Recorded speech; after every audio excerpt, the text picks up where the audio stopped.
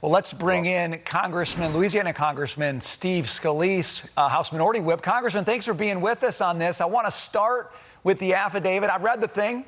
Didn't take me that long because most of it was blacked out. I was trying to figure out if I could learn anything that would help me understand the justification for a raid on Mar-a-Lago. If you read it, did you find anything like that? Yeah, Brian, I think the big story here is how much is redacted, not what they've told us about the probable cause. And that's the heart of the matter. I mean, why would you do something so unprecedented? There were a whole host of ways if they really wanted to find out what was at Mar-a-Lago where they could have gotten that information. You know, President Trump had already been complying with a number of the requests they had made. There are stories that some of the information was kept behind lock and key because the National Archives had asked him to do that. So then why do you need to break into the place when you know that President Trump's in New York? So it's still a lot more questions than answers. And by the way, if you really want to find out a lot of information that the Justice Department wants you to find out about this, they leak all of that to the New York Times and the Washington Post. So why if they're going to leak selected things that they think help their case, don't they just show the public the whole thing? And I think that's at the heart of the frustration most people have with the lack of transparency. Exactly. There's no transparency and there's leaks. And so what it feels like is, like, who's looking over this thing? Where's the oversight? Who's watching this? Who's kind of measuring how this is going, holding the DOJ accountable? Apparently no one, Congressman. Could that change if Republicans take the House this November?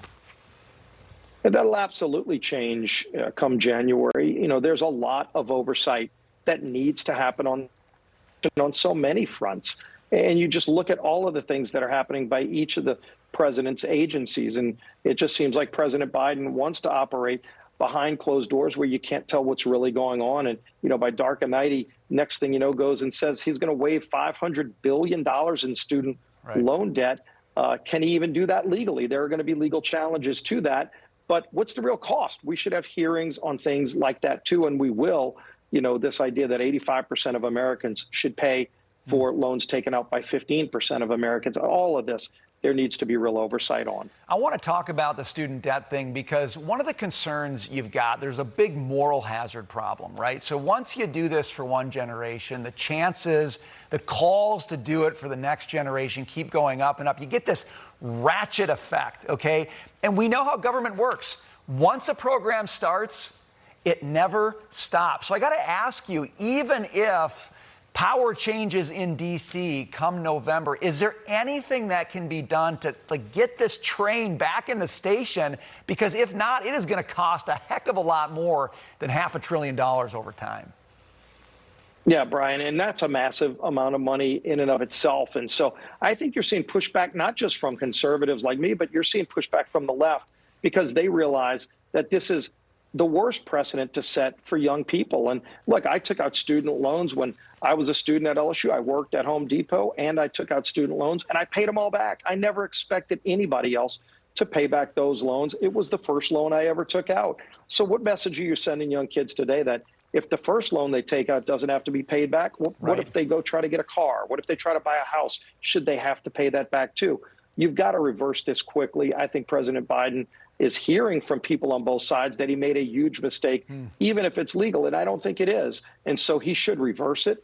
And let's get back to some common sense ideas. We're going to be rolling those out real soon, showing the country our commitment to America, what we would do if we had a Republican House, how we would confront inflation, lower gas prices, secure America's border, deal with so many of these problems we're facing that President Biden's created.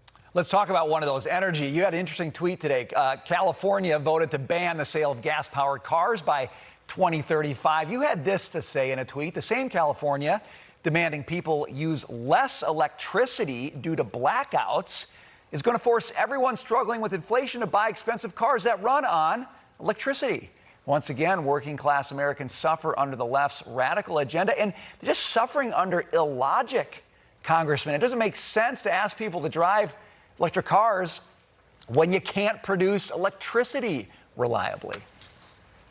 Right, Brian. California's probably got the most unreliable electric grid in the nation.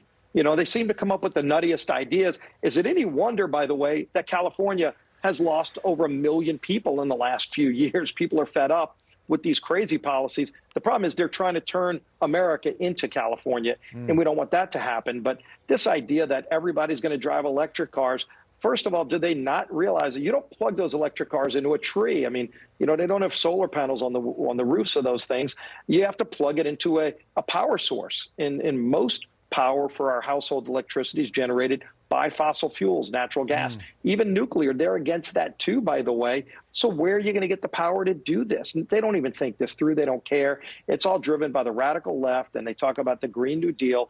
That's why they're wrecking our industrial economy. China loves this, by the way. Yeah. China's going to make a lot of those electric cars. They want to shut down American manufacturing and go to countries like China that emit more carbon than anywhere else in the world. It's crazy. You got to think beyond stage one. Like, you got to think beyond stage one in policy. That's not happening right now. We'll leave it there. Congressman, great to see you. Thanks for being with us. Great being with you, Brian. Thanks.